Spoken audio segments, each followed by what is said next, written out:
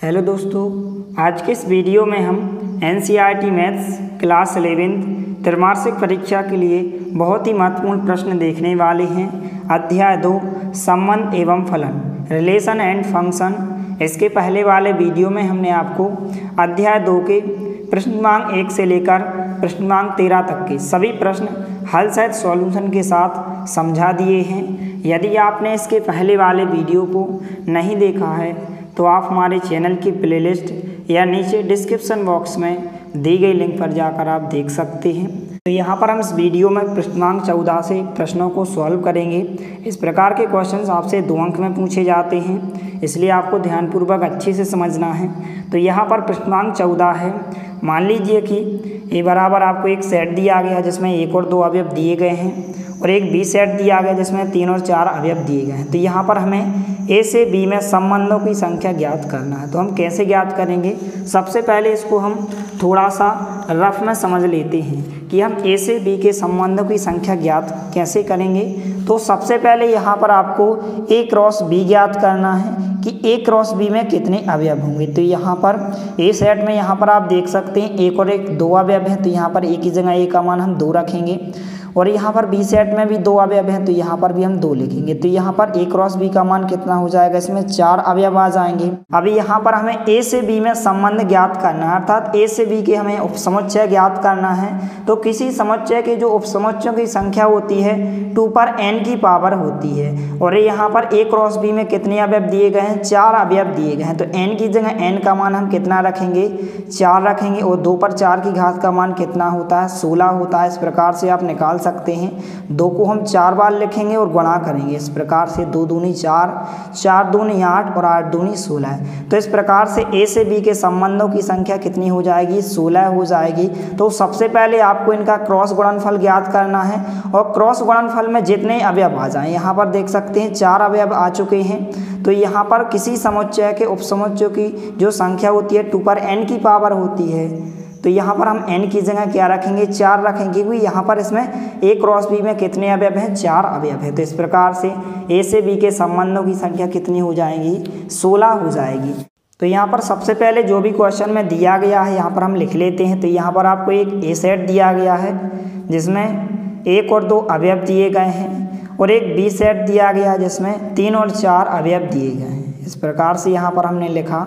अभी यहाँ पर इसको हम इस प्रकार से भी लिख सकते हैं कि यहाँ पर n है। यहाँ पर हमने क्यों लिखा कि ए सेट में जो अवयवों की संख्या, कितने अवयव दिए गए हैं ए सेट में? 1 और 1 2 अवयव दिए गए हैं, तो यहाँ पर हमने 2 लिखा। इसी प्रकार से यहाँ पर हम n भी लिखेंगे। तो यहाँ पर बी सेट में जो अवयवों की संख्या कितनी दी गई है? 1 और 1 2 अवयव दिए गए, तो यहाँ पर हमने 2 लिखा। अब इसके बाद यहाँ पर हम इनका क्रॉस गुणनफल ज्ञात करेंगे, कार्तीय गुणनफल ज्ञात करेंगे। तो यहाँ पर हम लिख सकते हैं n a क्रॉस b।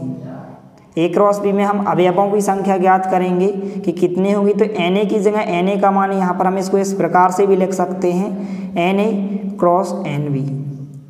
अभी यहाँ पर एन ए की जगह एन ए का मान 2 दिया गया है। ए सेट में 2 अवयव दिए गए हैं। इसी प्रकार से एन बी का मान 2 है। बी सेट में भी कितने अवयव दिए गए हैं? 2 अवयव दिए गए हैं। तो यहाँ पर एन ए क्रॉस बी का मान कितना हो जाएगा? 2 का गुणा यदि हम 2 में करेंगे तो कितना आ जाएगा? 4 आ जाएगा। तो यहाँ पर ए क्रॉस बी में कितने अवयव आ जाएंगे? 4 अवयव आ जाएंगे। लेकिन क्वेश्चन में ए से बी में संबंधों की संख्या पूछी गई है, अर्थात यहाँ पर उपसमुच्चयों की संख्या पूछी गई है कि इसके कितने उपसमुच्चय होंगे, इसके कितने संबंध होंगे। तो यहाँ पर किसी समुच्चय के जो उपसमुच्चयों की संख्या होती है वह 2 पर n की पावर होती है, आपको ध्यान रखना है। तो यहाँ पर हम लिखेंगे, इसलिए ए से बी के जो संबंधों की संख्या होगी इस प्रकार से यहाँ पर हम लिखेंगे ए से बी के संबंधों की संख्या।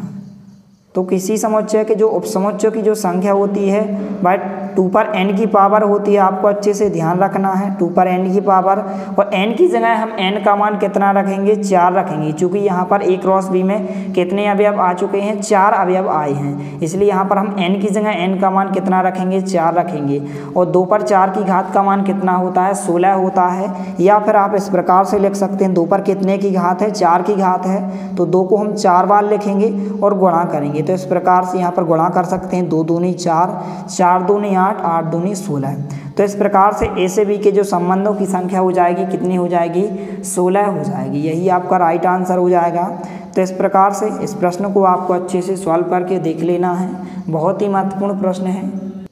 इसके बाद यहाँ पर प्रश्न क्रमांक 15 है। मान लीजिए कि यहाँ पर आपको एक ए सेट दिया गया जिसमें 1 से लेकर 14 तक अवयव दिए गए हैं इस प्रकार से, और यहाँ पर आपको एक रिलेशन दिया गया, संबंध दिया गया इस प्रकार से कि X Y such that 10x minus Y बराबर 0। इस प्रकार से आपको एक रिलेशन दिया गया है जहाँ जो है एक्स वाई बिलोंग्स टू करना चाहिए ए सेट से, अर्थात एक्स वाई का जो मान होगा वह ए सेट से होना चाहिए। द्वारा ए से ए का एक संबंध आर लिखिए। तो यहाँ पर सबसे पहले यहाँ पर हमें एक संबंध आर ज्ञात करना है, फिर इसके बाद यहाँ पर हमें इसके प्रांत, सह प्रांत और परिसर यहाँ पर हमें लिखना है। बहुत ही महत्वपूर्ण प्रश्न है। इस प्रकार के क्वेश्चन आपसे त्रैमासिक परीक्षा में 100% पूछे जाएंगे 3 अंक या 4 अंक में, तो आपको ध्यानपूर्वक अच्छे से समझना है। तो सबसे पहले जो भी क्वेश्चन में दिया गया है यहाँ पर हम लिख लेते हैं। तो यहाँ पर आपको एक ए सेट दिया गया, तो यहाँ पर हमने लिखा हल दिया है। एक ए सेट दिया गया है जिसमें यहाँ पर 1 से लेकर 14 तक अवयव दिए गए हैं इस प्रकार से 1 2 3 इस प्रकार से 4 भी होगा, यहाँ पर 14 तक अवयव दिए गए हैं। और यहाँ पर हमें एक रिलेशन ज्ञात करना है, संबंध ज्ञात करना है। तो संबंध आपको इस प्रकार से दिया गया है कि जो X Y such that 3x minus Y बराबर 0 दिया गया है, और जहाँ जो x और y का मान होगा वह ए सेट से होगा, अर्थात एक्स वाई बिलोंग्स टू ए दिया गया है। इसका अर्थ क्या है कि जो एक्स वाई का मान हम रखेंगे इस ए सेट से रखेंगे। तो यहाँ पर आपको इस प्रकार से 3x माइनस वाई दिया गया है। तो यहाँ पर इसको हम थोड़ा सा रफ में समझ लेते हैं। तो यहाँ पर जो रिलेशन दिया गया है इस प्रकार से दिया गया, यहाँ पर आप देख सकते हैं 3x माइनस वाई बराबर 0 दिया गया है। तो यहाँ से यदि हम y का पक्षांतर इस तरफ कर दें तो यहाँ पर जो माइनस का y है इस तरफ आएगा तो प्लस का y हो जाएगा, या फिर हम इसको इस प्रकार से भी लिख सकते हैं कि y को हम इस तरफ कर दें और 3x को हम उस तरफ कर दें। तो इस प्रकार से हम इसको लिख सकते हैं y बराबर 3x। अब यहाँ पर जो रिलेशन में दिया गया है इस प्रकार से कि जो x और y का मान होगा वह ए सेट से होगा, अर्थात ए सेट से हम x और y का मान रख सकते हैं। तो यहाँ से यदि हम x का मान रखें, x का मान सबसे पहले यदि हम 1 रखें तो जो हमारा रिलेशन होगा इस प्रकार से होगा कि यदि हम x की जगह x का मान कितना रखें, यहाँ से ए सेट से 1 रखें तो यहाँ पर y बराबर कितना होगा 3 आ जाएगा। x की जगह हम क्या रखेंगे 1 रखेंगे तो y बराबर कितना हो जाएगा 3 हो जाएगा। तो यहाँ पर जब हम x का मान कितना रखेंगे 1 रखेंगे, यहाँ से हमने x का मान 1 लिया, यहाँ पर आप देख सकते हैं x की जगह यहाँ पर हमने 1 रखा। तो जब हमने 1 रखा तो जो y का मान है कितना आया है 3 आया है, तो यहाँ पर 1 3 हो जाएगा। इसके बाद जब हम x का मान कितना रखेंगे 2 रखेंगे, तो हम x की जगह क्या रखेंगे 2 रखेंगे। तो यहाँ पर y बराबर x की जगह यहाँ पर हम 3 को जाके तान लिखेंगे, x की जगह 2 रखेंगे तो y का मान कितना हो जाएगा 3 दूनी 6 हो जाएगा। तो यहाँ पर जब हमने x का मान 2 रखा तो y का मान 6 आया है। इसी प्रकार से जब हम x की जगह x का मान कितना रखेंगे, x की जगह 3 रखेंगे तो यहाँ पर y का मान 3 गुणे 3 कितना हो जाएगा 9 हो जाएगा। तो यहाँ पर जब हम x की जगह x का मान 3 रखेंगे तो y का मान कितना आ जाएगा 9 आ जाएगा। इसी प्रकार से जब हम x की जगह x का मान इस सेट से हम 4 रखेंगे तो x बराबर 4 रखने पर y का मान कितना हो जाएगा 3 का गुणा 4 से करेंगे तो कितने हो जाएंगे 12 हो जाएंगे। तो यहाँ पर जब हमने x की जगह x का मान 4 रखा तो y का मान कितना आया 12 आया है। इसके बाद हम जब x की जगह x का मान कितना रखेंगे 5 रखेंगे तो यहाँ पर इसमें रखेंगे, यहाँ पर आपको रखना है इस वाले सेट में y बराबर 3x में आपको रखना है। तो y को हमने जाके तान लिखा, 3 को भी हमने जाके तान लिखा, x की जगह x का मान हम कितना रखेंगे 5 रखेंगे इस वाले सेट से। तो यहाँ पर हमने 5 लिखा तो यहाँ पर y का मान कितना हो जाएगा 15 हो जाएगा। अब यहाँ पर आप देख सकते हैं जब हमने x की जगह x का मान 5 रखा तो y का मान कितना आया 15 आया। और 15 यहाँ पर आप देख सकते हैं ए सेट में नहीं है, क्योंकि यहाँ पर कंडीशन दी गई है कि x और y का मान यहाँ पर क्या होना चाहिए ए सेट से होना चाहिए। तो यहाँ पर 15 तो इस ए सेट में नहीं है, इसलिए यहाँ पर हम x का मान जो है 5 नहीं रखेंगे, केवल यहाँ पर इसमें इतने अवयव हो जाएंगे। तो यहाँ पर जो हमारा रिलेशन होगा इस प्रकार से होगा, जब हमने x का मान 1 रखा तो y का मान 3 आया, जब हमने x की जगह x का मान 2 रखा तो y का मान 6 आया, और जब हमने x की जगह x का मान 3 रखा तो y का मान 9 आया, और जब हमने x की जगह x का मान 4 रखा तो y का मान 12 आया। अब इसके बाद यहाँ पर हम x का मान 5 नहीं रख सकते। क्यों नहीं रख सकते? क्योंकि यहाँ पर आप देख सकते हैं x का मान 5 रखने पर y का मान कितना आएगा, 15 आएगा, और 15 हमारा ए सेट में नहीं है, इसलिए यहाँ पर हम x का मान 5 नहीं रखेंगे। तो हमारा रिलेशन क्या हो जाएगा इस प्रकार से, जब हमने x का मान 1 रखा, यहाँ पर हम x का मान जब 1 रखेंगे तो y का मान कितना आ जाएगा, 3 आ जाएगा, और जब हम x का मान 2 रखेंगे तो y का मान कितना हो जाएगा, 6 हो जाएगा, और जब हम x की जगह x का मान 3 रखेंगे तो y का मान कितना हो जाएगा, 9 हो जाएगा, और जब हम x की जगह x का मान 4 रखेंगे तो y का मान कितना हो जाएगा, 12 हो जाएगा। तो इस प्रकार से यह आपका क्या हो जाएगा, रिलेशन हो जाएगा। इसके बाद आगे क्वेश्चन में पूछा गया है कि इसके प्रांत ज्ञात कीजिए, सह प्रांत और परिसर लिखिए। तो सबसे पहले हम समझ लेते हैं कि प्रांत क्या होते हैं, सह प्रांत क्या होता है और परिसर क्या होता है। तो जो प्रांत होते हैं, यहाँ पर आपको एक रिलेशन दिया गया है, यदि हम इसके प्रांत ज्ञात करें तो जो पहले पहले अवयव होते हैं, यहाँ पर आप देख सकते हैं जो प्रथम प्रथम घटक होते हैं यही प्रांत का मान होता है। तो यहाँ पर 1 हो जाएगा, 2 हो जाएगा, 3 हो जाएगा और 4 हो जाएगा। आपको पहले पहले अवयव लिखना है, तो यहाँ पर 1 हो जाएगा, 2 हो जाएगा, 3 हो जाएगा, और यहाँ पर इसका प्रथम अवयव 4 हो जाएगा। तो इस प्रकार से यहाँ पर इसमें 1 से लेकर 4 तक अवयव आ जाएंगे, यही प्रांत का मान हो जाएगा। अब इसके बाद परिसर भी पूछा गया है, तो परिसर क्या होते हैं, यहाँ पर दूसरे दूसरे अवयव होते हैं, अर्थात द्वितीय द्वितीय घटक होते हैं। यहाँ पर दूसरा अवयव 3 है, इसमें दूसरा अवयव 6 है, इसमें दूसरा अवयव 9 है, और यहाँ पर 12 है। तो परिसर का मान क्या हो जाएगा, इसमें 3 आ जाएगा, यहाँ पर दूसरा अवयव 6 आ जाएगा, यहाँ पर दूसरा अवयव 9 आ जाएगा, और यहाँ पर दूसरा अवयव 12 आ जाएगा। तो इस प्रकार से परिसर का मान हो जाएगा। अब इसके बाद सह प्रांत, तो सह प्रांत जो होता है पूरा का पूरा सेट होता है, जो कि आपको क्वेश्चन में दिया जाता है। इस प्रकार से आपको ए सेट दिया गया, तो इस प्रकार से पूरा का पूरा जो सेट हो जाएगा भाई यहाँ पर सह प्रांत का मान हो जाएगा। तो इस प्रकार से यहाँ पर आप इस पूरे सेट को लिख सकते हैं। तो यहाँ पर सह प्रांत क्या हो जाएगा, 1 से लेकर 14 तक अवयव हो जाएंगे। तो यहाँ पर सबसे पहले क्वेश्चन में प्रांत पूछा गया है, तो यहाँ पर प्रांत में कौन कौन से अवयव होते हैं, पहले पहले अवयव होते हैं। तो यहाँ पर पहला अवयव 1 है, इसमें पहला अवयव 2 है, और इसमें पहला अवयव 3 है, यहाँ पर पहला अवयव 4 है। तो इस प्रकार से प्रांत में 1 से लेकर 4 तक अवयव आ जाएंगे। अब इसके बाद यहाँ पर सह प्रांत पूछा गया है, तो सह प्रांत जो होता है आपको ध्यान रखना है पूरा का पूरा सेट होता है, जो कि आपको क्वेश्चन में दिया जाता है। इस प्रकार से ए सेट दिया गया है, तो ए सेट में 1 से लेकर 14 तक अवयव दिए गए हैं, तो यही आपके सह प्रांत का मान हो जाएगा। 1, 2, 3 इस प्रकार से 14 तक अवयव हो जाएंगे। अब आगे यहाँ पर परिसर पूछा गया है, तो परिसर में क्या होते हैं, द्वितीय द्वितीय अवयव होते हैं, अर्थात दूसरे वाले अवयव होते हैं। यहाँ पर दूसरा अवयव 3 है, यहाँ पर दूसरा अवयव 6 है, दूसरा अवयव 9 है, और यहाँ पर दूसरा अवयव 12 है। तो यहाँ पर जो परिसर का मान हो जाएगा इस प्रकार से, यहाँ पर जो हमारा रिलेशन होता है, इस रिलेशन में जो दूसरे नंबर के जो अवयव होते हैं, दूसरे स्थान वाले अवयव जो होते हैं, यही परिसर का मान होता है। तो यहाँ पर दूसरा अवयव 3 दिया गया है, यहाँ पर दूसरा अवयव 6 दिया गया है, यहाँ पर दूसरा अवयव 9 दिया गया, और यहाँ पर दूसरा अवयव 12 दिया गया। तो इस प्रकार से आप आसानी से प्रांत, सह प्रांत और परिसर ज्ञात कर सकते हैं। बहुत ही महत्वपूर्ण प्रश्न है, तो आपको ध्यानपूर्वक अच्छे से तैयार कर लेना है। अब इसके बाद यहाँ पर क्वेश्चन नंबर 16 है, प्राकृतिक संख्याओं के समुच्चय पर यहाँ पर आपको एक रिलेशन दिया गया है कि X Y such that Y बराबर यहाँ पर दिया गया है x + 5, और यहाँ पर बताया गया है कि जो x संख्या है वह 4 से कम है, एक प्राकृतिक संख्या है, और एक्स वाई का जो मान होना चाहिए वह यहाँ पर कैपिटल N अर्थात प्राकृतिक संख्याओं से होना चाहिए, नेचुरल नंबर से होना चाहिए। द्वारा एक संबंध R परिभाषित कीजिए। इस संबंध को सबसे पहले आपको रोस्टर रूप में लिखना है और इसके प्रांत और परिसर ज्ञात करना है।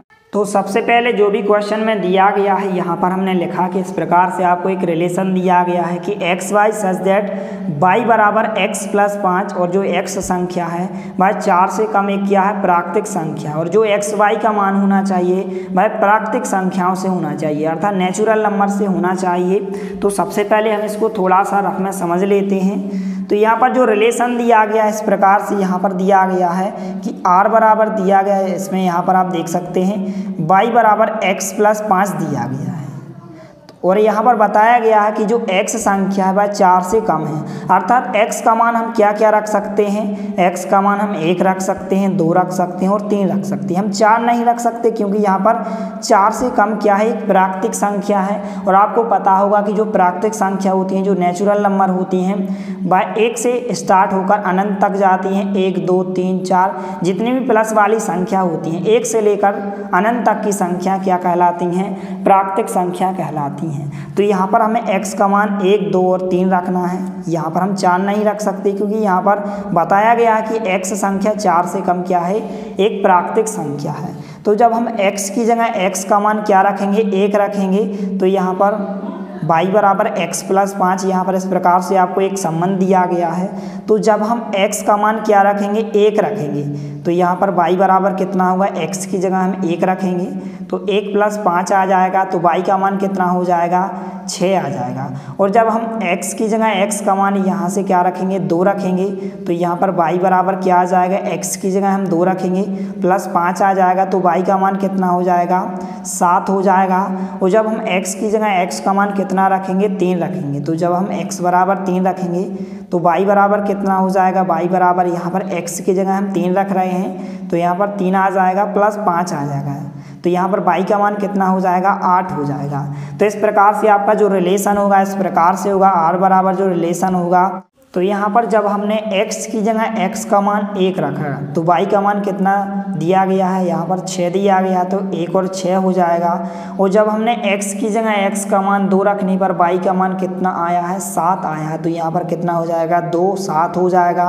और जब हमने x की जगह x का मान 3 रखा तो 3 रखने पर y का मान कितना दिया गया, 8 दिया गया, तो यहाँ पर 3 8 आ जाएगा। तो इस प्रकार से यह आपका क्या हो जाएगा, रिलेशन हो जाएगा। तो इस प्रकार से यहाँ पर हम रखेंगे तो जो r बराबर होगा इस प्रकार से होगा कि जब हम x की जगह x का मान 1 रखेंगे, 2 रखेंगे और 3 रखेंगे, तो सबसे पहले जब हम 1 रखेंगे तो यहाँ पर 1 रखने पर, तो यहाँ पर सबसे पहले हम x का मान लिखते हैं। यहाँ पर 1 रखने पर y का मान कितना हो जाएगा, 1 प्लस 5 कितना हो जाएगा, 6 हो जाएगा। और जब हम x की जगह x का मान 2 रखेंगे तो यहाँ पर 2 प्लस 5 y का मान कितना हो जाएगा, 7 हो जाएगा। और जब हम x की जगह x का मान 3 रखेंगे तो 3 प्लस 5 कितना हो जाएगा, y का मान 8 हो जाएगा। तो इस प्रकार से यह रिलेशन हो जाएगा जिसमें 1 6 2 7 और 3 8 अवयव आ जाएंगे। तो इस प्रकार से यहाँ पर आप लिख सकते हैं कि इस प्रकार से रोस्टर रूप हो जाएगा। अभी यहाँ पर हमें प्रांत ज्ञात करना हो, परिसर ज्ञात करना है। तो प्रांत क्या होते हैं, पहले पहले अवयव होते हैं। यहाँ पर आपको एक रिलेशन दिया गया है, इसके जो पहले पहले अवयव हैं यह प्रांत का मान हो जाएगा। तो इस प्रकार से प्रांत में 1 2 3 अवयव आ जाएंगे। यहाँ पर परिसर क्या होता है, द्वितीय अवयव होते हैं, अर्थात दूसरे वाले अवयव होते हैं। तो यहाँ पर r जो रिलेशन दिया गया इसमें जो दूसरे वाले अवयव दिए गए हैं 6 7 8, यह परिसर का मान हो जाएगा। तो इस प्रकार से आप आसानी से प्रांत और परिसर ज्ञात कर सकते हैं। 6 7 8 दिए गए हैं दूसरे वाले अवयव, तो इस प्रकार से आप आसानी से ज्ञात कर सकते हैं। इसके बाद यहाँ पर पृष्ठांक 17 है। यहाँ पर इस प्रकार से ए सेट दिया गया है जिसमें 1 2 3 5 अवयव दिए गए हैं और एक बी सेट दिया गया जिसमें 4 6 9 अवयव दिए गए हैं। तो यहाँ पर हमें ए से बी में एक संबंध दिया गया है, आर रिलेशन, जिसमें x Y such that x और वाई का अंतर यहाँ पर विषम है। x बिलोंग्स टू a और y बिलोंग्स टू b। इसका अर्थ क्या है कि x का मान a सेट से होना चाहिए, इस वाले सेट से, और y का मान जो होना चाहिए वह इस b वाले सेट से होना चाहिए। द्वारा परिभाषित कीजिए और r को रोस्टर रूप में लिखिए, अर्थात सारणीबद्ध रूप में लिखिए। तो सबसे पहले यहाँ पर हम समझ लेते हैं। तो सबसे पहले क्वेश्चन में आपको रिलेशन इस प्रकार से दिया गया है कि x और y का अंतर क्या होना चाहिए, विषम होना चाहिए। इस प्रकार से x और y का अंतर विषम होना चाहिए। तो सबसे पहले हम समझ लेते हैं कि विषम संख्या क्या होती हैं। तो विषम संख्या ऐसी संख्या होती हैं जिनमें 2 का भाग नहीं जाता है। जैसे यदि हम 3 की बात करें तो 3 में 2 का भाग नहीं जाता है, 3 एक क्या है, विषम संख्या है। यदि हम 5 की बात करें तो 5 भी क्या है, एक विषम संख्या है। यहाँ पर हम 2 नहीं ले सकते, क्योंकि 2 में 2 का भाग जाता है, तो 2 एक क्या है, सम संख्या है। इसके बाद यदि हम 4 की बात करें तो 4 भी क्या है, एक सम संख्या, क्योंकि 4 में 2 का भाग जाता है। तो ऐसी संख्या जिनमें 2 का भाग नहीं जाता है, तो यहाँ पर वो संख्याएं विषम संख्या कहलाती हैं। तो 3, 5, यहाँ पर 7 आ जाएगा, 9 भी आ जाएगा, क्योंकि 9 में 2 का भाग नहीं जाता है। इसके बाद 11 आ जाएगी संख्या, 13 आ जाएगी। तो इस प्रकार की संख्याएं विषम संख्या कहलाती हैं, जिनमें 2 का भाग नहीं जाता है। इस प्रकार की संख्याएं विषम संख्या कहलाती हैं। तो यहाँ पर सबसे पहले जो भी क्वेश्चन में दिया गया है, इस प्रकार से आपको लिख लेना है। अभी यहाँ पर जो रिलेशन दिया गया है कि x और y का अंतर क्या है, विषम है। तो यहाँ पर आपको x का जो मान लेना है a सेट से लेना है, क्योंकि यहाँ पर रिलेशन में बताया गया है, और जो y का मान होगा वह b सेट से होना चाहिए। तो यहाँ पर आपको ऐसे ऐसे अवयवों को इस रिलेशन में लिखना है कि इनका अंतर क्या होना चाहिए, विषम होना चाहिए। तो सबसे पहले यदि हम 1 और 4 को लें, तो यहाँ पर यदि हम 1 और 4 को लें तो इनका अंतर कितना होगा, 3 होगा। तो यहाँ पर आप 4 में से 1 को भी घटा सकते हैं, या फिर आप 1 में से 4 को भी घटा सकते हैं। तो 1 और 4 का अंतर कितना होगा, 4 में से यदि आप 1 को घटाएं, आपको बड़ी संख्या में से छोटी संख्या को घटाना है, तो इस प्रकार से आप अंतर ज्ञात कर सकते हैं। तो 4 में से यदि हम 1 को घटाएं तो इनका अंतर कितना होगा, 3 होगा, और 3 तो क्या है, एक विषम संख्या है। तो यहाँ पर जो रिलेशन में जो पहला अवयव होगा, इस प्रकार से 1 और 4 होगा। अब इसके बाद हम सबसे पहले हमने 1 और 4 को लिया, अब इसके बाद हम 1 और 6 को चेक करेंगे। तो जब हम 1 और 6 को लिखेंगे तो यहाँ पर हम अंतर ज्ञात करेंगे। तो बड़ी संख्या में से आपको छोटी संख्या को घटाना है। तो 6 में से यदि हम 1 को माइनस करें तो कितने बचेंगे, 5 बचेंगे, और 5 भी क्या है, एक विषम संख्या है। तो यहाँ पर इन दोनों का अंतर कितना है, विषम संख्या है। तो यहाँ पर हम 1 और 6 को भी लिख सकते हैं। तो यहाँ पर हमने 1 और 6 को लिखा। अब इसके बाद हम 1 और 9 को चेक करेंगे। तो यहाँ पर जब हमने x का मान 1 लिया और y का मान 9 लिया, तो इन दोनों का अंतर जब हम ज्ञात करेंगे तो बड़ी संख्या में से हम छोटी संख्या को माइनस करेंगे। तो जब हम 9 में से 1 को माइनस करेंगे तो इनका जो अंतर होगा कितना आ जाएगा, 8 आ जाएगा। और 8 तो एक क्या है, सम संख्या है, क्योंकि 8 में 2 का भाग जाता है। तो हम 1 और 9 को नहीं लेंगे। अब इसके बाद हम 2 और 4 को चेक करेंगे। सबसे पहले आपको इन तीनों अवयवों के साथ लेना है, 2 को भी आपको इन तीनों अवयवों के साथ चेक करना है। इसी प्रकार से आप 3 को भी इन तीनों अवयवों के साथ चेक करेंगे, और 5 को भी आप इन तीनों अवयवों के साथ चेक करेंगे। और आपको इनका अंतर क्या होना चाहिए, विषम होना चाहिए। अब इसके बाद हम 2 और 4 को चेक करेंगे। तो यहाँ पर 2 और 4 को चेक करने पर यदि 4 में से हम 2 को घटाएं, बड़ी संख्या में से यदि हम छोटी संख्या को माइनस करें तो इनका अंतर कितना होगा, 4 में से यदि हम 2 को माइनस करें तो 2 आ जाएगा। 2 तो क्या है, एक सम संख्या है। तो यहाँ पर 2 और 4 भी नहीं होगा, इसको हम नहीं ले सकते। अब इसके बाद 2 और 6 को हम चेक करेंगे। तो जब हम 2 और 6 को लेंगे तो हम बड़ी संख्या में से छोटी संख्या को माइनस करेंगे। तो 6 में से यदि हम 2 को माइनस करें तो 6 में से 2 को घटाने पर 4 बचेगा। 4 क्या है, एक सम संख्या है। तो हम 2 और 6 को भी नहीं लेंगे। अब इसके बाद 2 और हम 9 को चेक करेंगे। 2 और 9 को चेक करेंगे यहाँ पर। तो 9 में से यदि हम 2 को माइनस करें तो घटाने पर कितने बचेंगे, 7 बचेंगे। तो 7 क्या है, एक विषम संख्या। तो यहाँ पर हम 2 और 9 को ले सकते हैं। तो यहाँ पर हमने 2 और 9 को लिखा। अब इसके बाद हम 3 को भी इन तीनों के साथ चेक करेंगे। तो जब हम 3 और 4 को लेंगे, यहाँ पर यदि हम 3 और 4 को लें तो जब हम 4 में से 3 को माइनस करेंगे तो 1 बचेगा। 1 क्या है, एक विषम संख्या है। आपको ध्यान रखना है, 1 क्या है, विषम संख्या है। तो हम 3 और 4 को भी ले सकते हैं। तो इस प्रकार से 3 और 4 आ जाएगा। अब इसके बाद 3 को हम 6 के साथ भी लेंगे और इसको हम चेक करेंगे। तो यहाँ पर हमने 3 और 6 को लिखा। तो यदि हम 6 में से 3 को माइनस करें तो कितने बचेंगे, घटाने पर 3 बचेंगे। 3 भी क्या है, एक विषम संख्या है, क्योंकि 3 में 2 का भाग नहीं जाता है। तो हम 3 और 6 को ले सकते हैं। तो यहाँ पर हमने 3 और 6 को लिखा। अब इसके बाद 3 और 9 को हम लेंगे और इसको हम चेक करेंगे। तो यहाँ पर यदि हम 3 और 9 को लें, इस प्रकार से 3 और 9 को लिखा हमने। तो यदि 9 में से हम 3 को माइनस करें तो घटाने पर 6 बचेंगे। 6 क्या है, एक सम संख्या है, क्योंकि 6 में 2 का भाग जाता है। तो हम 3 और 9 को नहीं लेंगे। अब इसके बाद हम 5 को इन तीनों के साथ चेक करेंगे। तो यहाँ पर सबसे पहले यदि हम 5 और 4 को लें, इस प्रकार से यहाँ 5 और 4 को लें तो 5 में से हम 4 को माइनस करेंगे, अर्थात बड़ी संख्या में से आपको छोटी संख्या को माइनस करना है, अर्थात इनका अंतर ज्ञात करना है। तो यदि हम 5 में से 4 को माइनस करेंगे तो घटाने पर 1 बचेगा। 1 क्या है, एक विषम संख्या है। तो हम 5 और 4 को ले सकते हैं। तो यहाँ पर हम 5 और 4 को लिखेंगे। अब इसके बाद 5 को हम 6 के साथ चेक करेंगे। इस प्रकार से यहाँ पर हमने 5 और 6 लिखा, तो 6 में से यदि हम 5 को माइनस कर दें तो घटाने पर कितने बचेंगे, 1 बचेगा। 1 भी क्या है, एक विषम संख्या है, तो हम 5 और 6 को ले सकते हैं। तो यहाँ पर हमने 5 और 6 को लिखा। अब इसके बाद 5 और 9 को हम चेक करेंगे, तो यहाँ पर हमने 5 और 9 को लिखा। तो यहाँ पर यदि 9 में से हम 5 को माइनस करें, अर्थात बड़ी संख्या में से यदि हम छोटी संख्या को माइनस करें, तो 9 में से 5 को घटाने पर कितने बचेंगे, 4 बचेंगे। और 4 क्या है, एक सम संख्या है, तो 5 और 9 को हम नहीं ले सकते, तो इसमें केवल इतने ही अवयव आ जाएंगे। इस प्रकार से 1 4 1 6 2 9 3 4 3 6 5 4 और 5 6। यदि हम इनका अंतर ज्ञात करेंगे तो क्या होगा, x और y का अंतर क्या होगा, एक विषम संख्या होगा। तो इस प्रकार से यहाँ पर इसका जो रोस्टर रूप हो जाएगा, यही इसका रोस्टर रूप हो जाएगा। तो इस प्रकार से इस प्रश्न को आपको अच्छे से सॉल्व करके देख लेना है, बहुत ही महत्वपूर्ण प्रश्न है।